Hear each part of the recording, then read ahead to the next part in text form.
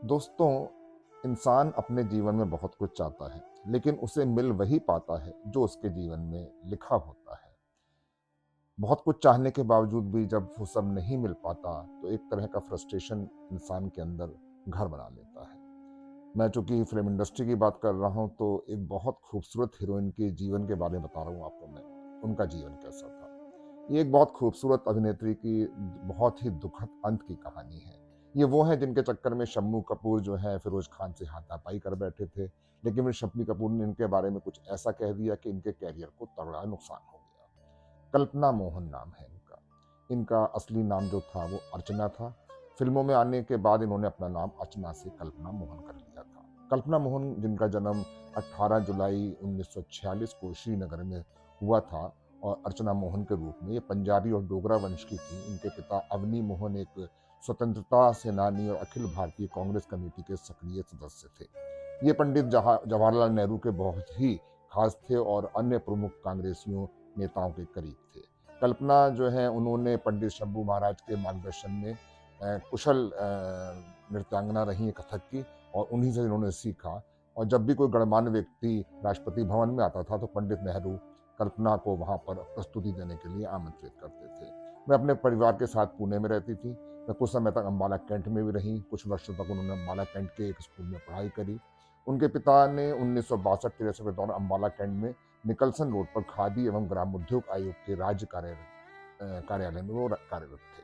कल्पना को अभिनेता बलराज साहनी और उर्दू की जो लेखिका थी इस्मत चुगताई, इन्होंने खोजा था, जिन्होंने उन्हें मुंबई आने के लिए प्रोत्साहित किया। कल्पना की पहली फिल्म प्यार की जीत सिनेमाघरों में हफ्तों तक चली थी। उनकी दूसरी फिल्म नॉटी बॉय 1962 के बाद उनकी तीसरी फिल्म प्रोफेसर, जो एक बहुत ही खूबसूरत फिल्म थी शम्मी कपूर के साथ, 1962 में रिलीज हुई थी, और दर्शकों को प्रसन्न और संतुष्ट कर गई थी। ये प्रोफेसर फिल्म बहुत ही शानदार फिल्म है। इस फिल्म में शम्मी कपूर ने अभिनय किया था, जिन्होंने सर्वश्रेष्ठ अभिनेता के लिए फिल्म फेयर में नामांकन अर्जित किया था। 1965 में कल्पना ने देव आनंद के साथ एक और सफल फिल्म तीन देवियों में अभिनय किया था। उनकी अगली फिल्म कॉमेडी प्यार किए जा 1966 में आई थी। उसी वर्ष उन्होंने विश्वजीत के साथ बीवी और मकान में भी अभिनय किया था। कल्पना का 60 और 70 के दशक में बॉलीवुड में संक्षिप्त लेकिन सफल कैरियर रहा है। उनकी आखिरी फिल्में थी सहेली, पिकनिक, तस्वीर और 1967 में नवाब सिराजुद्दौला। जाने माने लेखक सचिन भौमिक से कल्पना ने 1960 में शादी की थी, पहली शादी, लेकिन बहुत जल्द सचिन भौमिक से इनका तलाक हो गया। फिर उन्होंने दूसरी शादी नेवी अफसर से 1967 में की। उनसे एक बेटी हुई इनको, लेकिन बेटी के जन्म के कुछ सालों बाद कल्पना मोहन ने दूसरे पति से भी तलाक ले लिया। ये 1970 में हुआ था।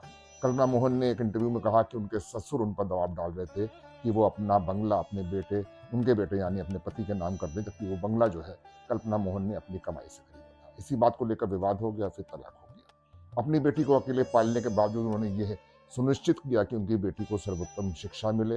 वह कुछ समय तक मुंबई में रही, लेकिन अपनी बेटी की परवरिश पर ध्यान केंद्रित करने के लिए उन्होंने अभिनय को छोड़ दिया।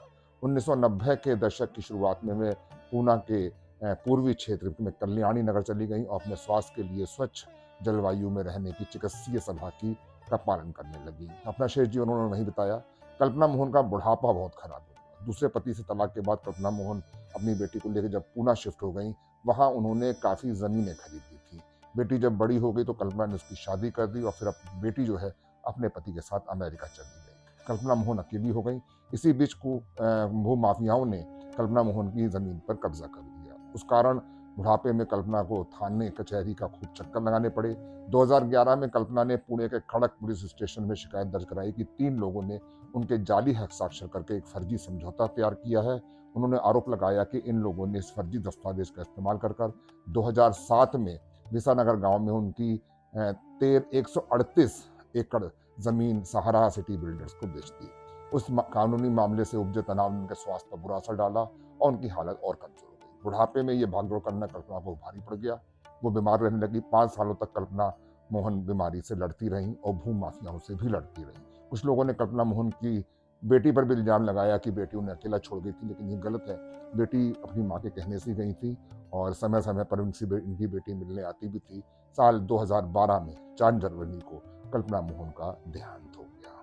तो ये एक खूबसूरत अभिनेत्री की बहुत दुखद कहानी है, जिनका जीवन उतना अच्छा नहीं चल पाया जिसे वो डिजर्व करती थी। ऐसा बहुत सारे लोगों के साथ होता है। ऐसी किसी और कहानी के साथ अगले एपिसोड में आपसे फिर मिलूंगा।